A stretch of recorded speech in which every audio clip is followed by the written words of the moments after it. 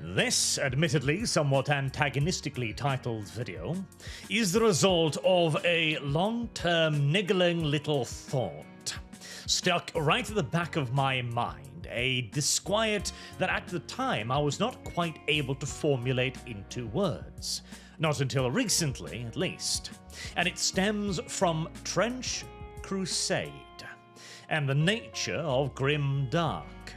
A setting and style many of us deeply adore, and how it can be cynically abused by people who don't really care for it, beyond an aesthetic used to garner attention, that is. But I'm getting ahead of myself. Let's set the stage here, as I need to lay out some data points to support my final conclusion that Trench Crusade is lazy and exploitative Grimdark.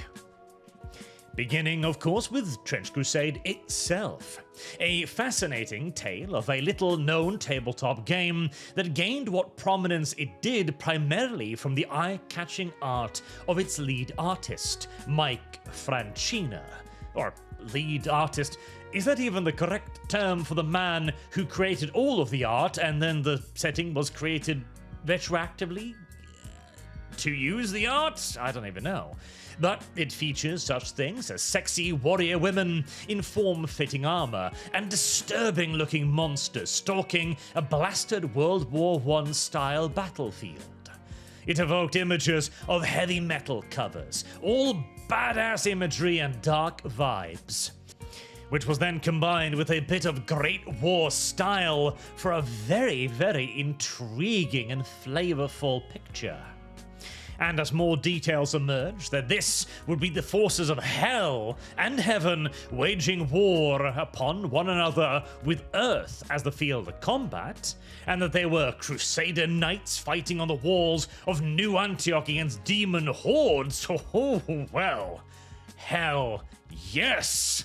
It all sounded like we were getting a World War I/II style 40k game with massive Deus Vult vibes.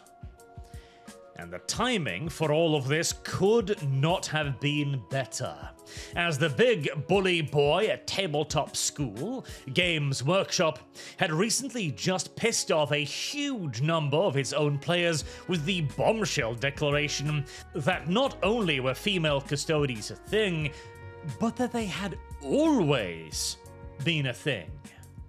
Despite, of course, up until that point, there never having been a female custodian. There had never been images of one. There had never been mention of one. This was founded in nothing.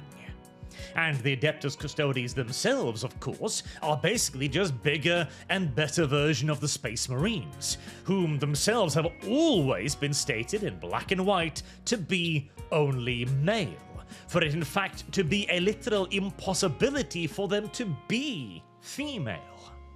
And so, with a strangely subdued declaration tucked away in a few lines in the short lore blurb, GW had upended decades of lore, and with it undermined key assumptions that lay at the very fundament of the setting's single most popular faction. Not to even mention the countless knock-on implications this would have, and the worst thing of all was the gaslighting. The declaration of, no, you silly bigots, there have always been female custodies, had the entire fan community raging. And even now, a year plus later, there are no actual female custodies models, hammering home the point that all of this was nothing more than a hollow political virtue signal. People were fed up with Games Workshop and desperate for any alternative, and Trench Crusade was on the scene at just the right time and looked just like a 40k alternative. A 40k replacement indeed, with its grimdark style, and surely everyone thought this setting with chicks in boob armor and obvious pro-Christian messaging could not possibly be infected with the cloying smog of current year politics. Yeah, no such luck.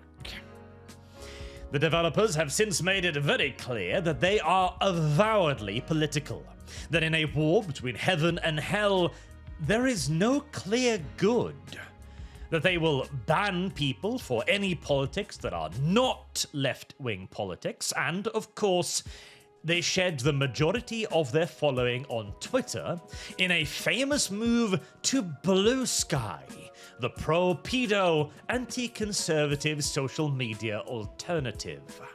But these are all things that the developers are trying to keep vague and quiet. Things you would only know about if you were actively paying attention. And so a massive number of people, not knowing who they were supporting, or that the developers more than likely hate you, threw their financial backing behind Trench Crusade, who had a massively successful Kickstarter, which they were understandably proud of and talked about in a presentation at Adepticon, where we now begin to close in on the main point of this video.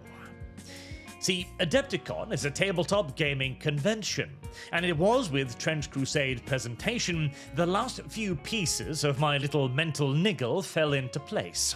Partially because they spent quite some time talking about, well, me, and demonstrating that they were actively malicious liars as they presented my video, the video where I explicitly explain in detail precisely why people are having a problem with their TOS on their Discord, which forbids all politics except explicitly for left-wing identity politics, which are still allowed.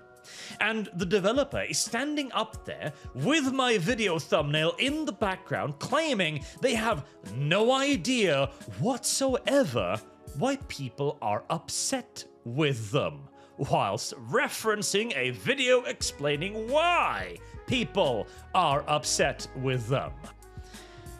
But hey, pure and undiluted bullshit is hardly a scarce commodity these days, and so not worthy of much reiteration, I suppose. Let us therefore move on to the point proper. The artist, Mike Francina, stated something interesting in relation to the project on a previous occasion, that he is, and I am paraphrasing here, simply drawing whatever he wants to draw with no thought spared to what others thought of it or how it all fit together, end quote. On the one hand, it is an admirably independent notion, but already I remember thinking, okay, but how will that create a consistent setting? And consistency, of course, make no mistake, is vital. A story is in essence a rhetorical argument. You are building a world. And when you are building that world, anything and everything is permissible. You can have flying people, you can have demons, angels, and 16-legged geese waging war on uplifted orangutans in the name of insectoid overlords that fuel their spaceships with baby tears. Anything goes, but once you have established something, it must be sacrosanct, or as near as makes no difference. Little tweaks here and there to improve the overall quality is of course permissible, but for the rhetorical argument to remain solid and convincing, something people can get invested in and believe in, consistency is of the utmost importance. So what though, right? The artist is just drawing stuff, okay. It will be up to the lore people and designers to massage it all into place. No worries, right? Well, actually, at that same presentation, the developers of Trench Crusade also announced that the setting has no canon. They stated outright, with no room for misinterpretation, that no one, not even they, literal words of the developers, know the truth of the world, and that anyone's theories and ideas are as valid as the developers. This was the final piece that slid into place for me. See, I have been looking at the various things Trench Crusade has created, the lore, the art, and finally the world map. That last part was particularly jarring, as it looked nothing like the setting sounded or felt like. I did an entire stream talking about it, as it has countless problems. But the largest by far is that this is not a world at existential war. The forces of hell have achieved practically nothing in 800 years. The Ottoman Turks did a better job of invading Europe, and in a whole lot less time than the endless and unstoppable forces of hell itself. And with all of the bits now in view, I came away with the distinct impression that it was all wrong. It didn't fit. Nothing harmonized or made sense in context with the other bits and the ingredients. The heretic navy rules the sea, the setting says, even as the heretics command no visible stretch of coastline capable of supporting the construction of capital naval vessels that wouldn't sit within easy range of Christian air forces. And, well, building a dreadnought is hard enough in and of itself. Building one whilst getting pounded by jet bombers? Worse still. Or another one. The forces of Christendom are under relentless assault on all sides, the setting claims, and then goes on to release a world map that demonstrably shows that no, that is not the case. But let us even ignore our lying eyes for a moment, right? The setting further says that demons can't really exist in the real world because it would be a breach of the covenant between heaven and hell. And so, having a demon in the real world would bring about Armageddon, as heaven would go, okay, the rules are all out the window, full-scale war, hosts of angels and demons clash. So, most, and indeed near all of the fighting, must be done by the heretic legions, humans. Alright, well, mass conscription will solve the numbers problems of controlling such a small and desolated area. Mostly anyways, I think to myself, until again the law goes, well, actually, only the most horrifically evil people can even be a foot soldier in the heretic legions. You have to venture to the gate of hell in the Valley of Tears. You must actually be able to see the gates to even be allowed to be a soldier. And just being within a few dozen miles of the thing is enough to kill any regular human. Thus, only the most truly vile and black-hearted individuals could possibly get close enough. So this means that hell is already recruiting from a very small manpower pool in comparison to Christianity, Middle East and Turkey, basically, and then they whittle this tiny manpower pool down even further to a handful of percentage of the most evil human beings ever. The heretic legions, in total, would maybe be a few 100,000, and that is a very generous estimate. Meanwhile, at this point in time, Europe should be able to mobilize, as a matter of routine, armies in the tens of millions. By these and several more accounts that we won't even have time to go into here, not even mentioning the Iron Sultanate, Christianity should not, by any stretch of the imagination, be losing this war. Not even remotely close. In fact, the demonic forces should be on the brink of obliteration, barely holding on to the gates of hell, solely due to the fact that no normal human can approach it. And yet, the setting claims otherwise. The setting states that Christianity is losing. It's crazy. It's like claiming the moon produces light rather than reflecting it off the sun. How do we even begin to explain this? Now, there are virtually no in-universe explanations. There can't be. The lore itself precludes it. So, well, the most prominent explanation that I firmly believe is that the developers sympathize more, subconsciously admittedly, with hell than with the Christians. Which is why, when you actually look at the reality of the setting, hell comes across as a far larger underdog than Christianity, and yet that obviously wouldn't sell, and so they state the opposite while subconsciously creating a world that reaffirms their preference, which is, well, frankly, one in which hell are the heroes. But it made me realize something more important, something more cynical and exploitative. The marketing trick that they have employed here. For you see, there is no explanation in-universe, intentionally so. The previous developers' statements that all theories are as valid as the developers was obviously utterly insane from a logical or consistency standpoint, makes a ton of sense from a sales standpoint. Bear with me here. You might be thinking that consistent and good lore would be the best way to keep people in a setting, and that is correct, to keep people in the setting. But how do you hook them in to it to begin with? How do you entice somebody to pick up a new setting that they have no frame of reference for? How do you entice someone to abandon their old setting that they've spent loads of money on in favor of yours? That's where the evil genius comes in.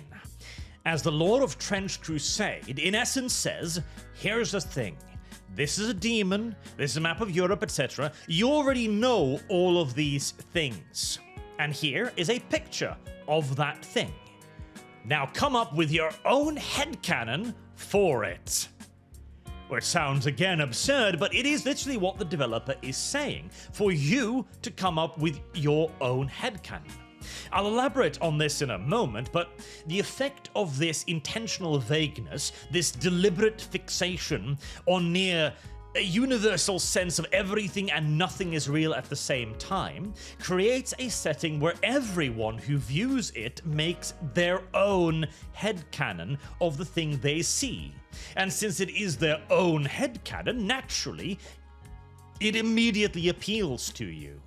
And since the developers themselves also don't have any more creative control than you do, as they themselves state, then we have a setting that is very cleverly appealing, as it is a setting you create with only the loosest of guidance. It is quite the devilish ploy. You create the history that is most appealing to you, and then they sell you the accompaniments. I firmly believe that most, if not all, of Trench Crusade's success can be attributed to this approach to selling the setting. State nothing.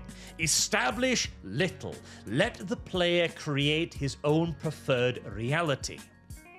But you might be thinking I'm paranoid. After all, the setting has many pages of lore for its units, right? They can't possibly have said as little as you say they've had. Well, let's have a closer look then, shall we? Firstly, as part of one of the ploys, Trench Crusade is not doing anything new here at all. The good guys are a mix of Crusader knights, Christian and Gothic imagery, and some World War I and II weaponry. And the bad dudes are a mix of tentacles and toothed hell things, along with corrupted humans. All of this is very common, very recognizable. The foundations of countless settings because, well, it's basically the Bible. The book with the most copies in circulation ever, along with a little bit of visual flavor of Crusades, which are pretty damn universally recognizable as well, and gear from the biggest military conflicts in human history. That is to say, we all know this stuff. We all recognize it, and hence we have a whole host of presuppositions ready to go. My frustration with the world map is an excellent example of this. As in a setting with World War II level tech, or even indeed modern jet technology, there should be no way for any heretic fleet formation to survive in the Mediterranean, or for shipyard facilities to remain operational within easy striking distance of countless Christian airfields. Bearing in mind again, there's not like there's demons flying above the skies because they can't exist in the real world. And the heretic legions are tiny. the proportion of them again that would make, jet or fighter pilots would be even tinier contra the enormous population superiority of the Christian worlds. Any air campaign should be over as quickly as the one on the ground should be.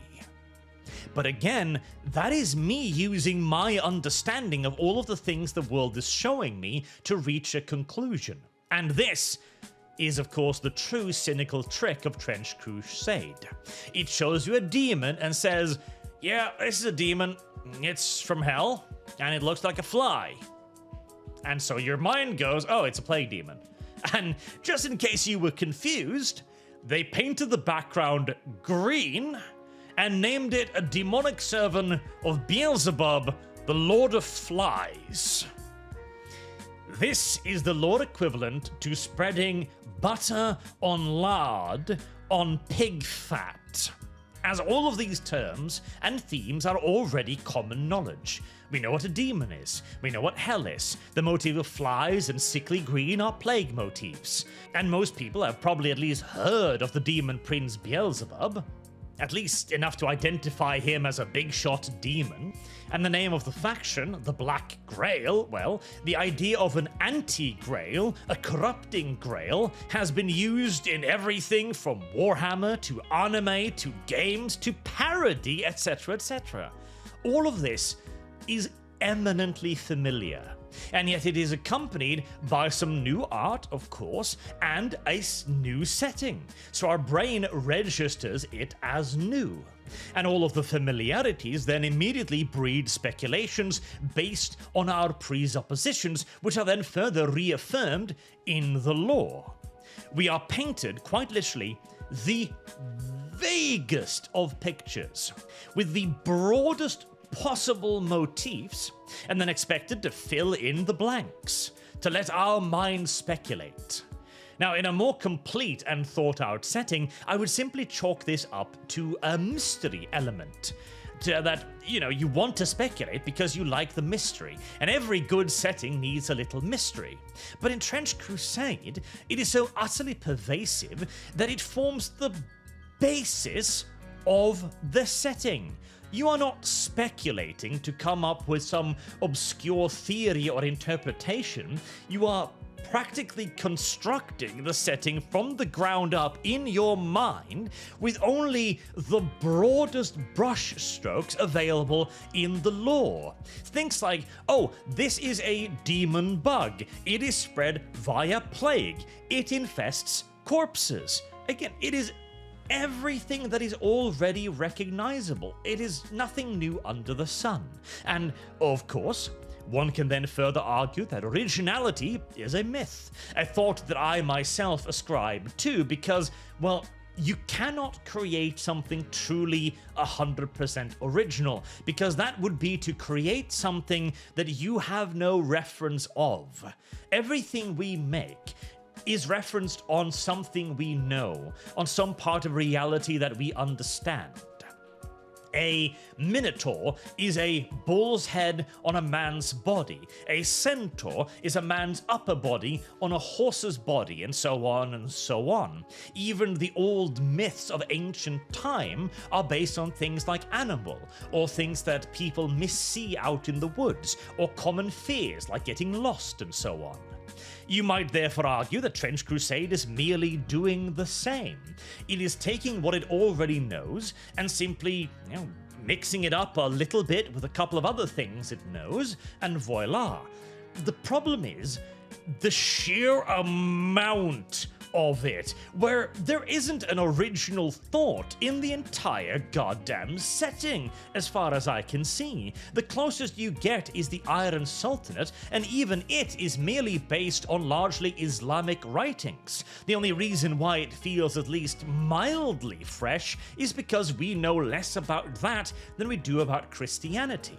And I could even excuse this if it didn't also come with such a studiously imperfect lore setting, studiously imperfect, intentionally so, as a marketing trick. They have created a world that does not work, that cannot make sense, which in fact seems to lead to the exact opposite reality of what they state. Christianity is on the edge of annihilation in a world where the Christians should be able to overrun the force of hell in a month or so of hard fighting. This is not Grimdark. This is lazy, because to have Grimdark, you need a dark setting. You need to have something horrible happen, something genuinely awful. The Imperium being besieged on all sides by chaos, by Necrons, by Tyranids, major invasion fleets that by all rights should sweep entire sectors of the galaxy clean of life. And the setting bears that out, often not so much so as we would like to see. The Tyranids have been coming now for a decade, etc., but this has more to do with the development of the overall storyline than the universe itself. The world of 40k is indeed grim-dark. It is the hopeless lives of trillions of individuals that exist day to day merely because they haven't been invaded yet. But in this setting, Europe is at peace. The battlefront is far away, waging war against a hilariously numerically inferior enemy. It is a tale of a world in which Christianity has unified all of Europe, and even apparently all of Africa, in which African tribesmen can fight off demons by themselves without any aid from the rest of Europe, and have been doing so for hundreds of years. This is not grimdark. This is hope-punk at most. This is a setting where the forces of evil are experiencing their last few days on Earth before the walking fortress of Britain simply walks into the Middle East and flattens everything. And oh, by the way, yes, there is such a thing as the walking fortress of Britain, a titanic titan construct that literally armor is so thick it is impervious to all heretic weaponry. And yet, the heretic navies still dominate the seas. The setting makes no sense, and that only leaves us with two possibilities. Either the developers are terrible about their job and are incapable of making a consistent setting. They simply don't have the knowledge with which to do so, or far more likely, as the developers themselves have again stated, that they don't have the truth, that they don't know the setting, and as they have demonstrated malice by lying about me amongst others, that this is nothing more than a cynical ploy, that this is a marketing scheme. I assume malice because they have demonstrated nothing but malice. They are preying, quite cleverly so, upon your baser instincts to get their setting to be popular. And once it becomes popular, well, they've already said this is not a pro-Christian setting. They've already said they are explicitly for left-wing identity politics. They've made it very, very clear where they stand in private and on their own discords where their fans are. If Trench Crusade ever becomes truly established, well, they hate you. They don't like conservatives. They don't like people in the middle of the political spectrum. They hate the normal man. They are only paying lip service to you now, and not even that. They are ignoring you and trying to hide their real agenda from you because they want your money. That is all they want from you. That is all they desire, and they have created a setting solely for the purpose of getting that money out of you in the most exploitive and cynical way they could come up with. Trench Crusade is not a 40k alternative. It is speedrunning the Games Workshop experience. It is not a Grimdark replacement, as it doesn't even know what Grimdark is beyond a color scheme. and it is not the savior of tabletop wargaming, as even if it gets all the resources, all the money it ever wants, it will only ever be the headcanon of 1,000 different people. And that means the Trench Crusade is the very least not worthy of my time. Until the next video, I've been Arch. Thank you all very much for listening, and I do hope to see all of you again soon. Have a good day.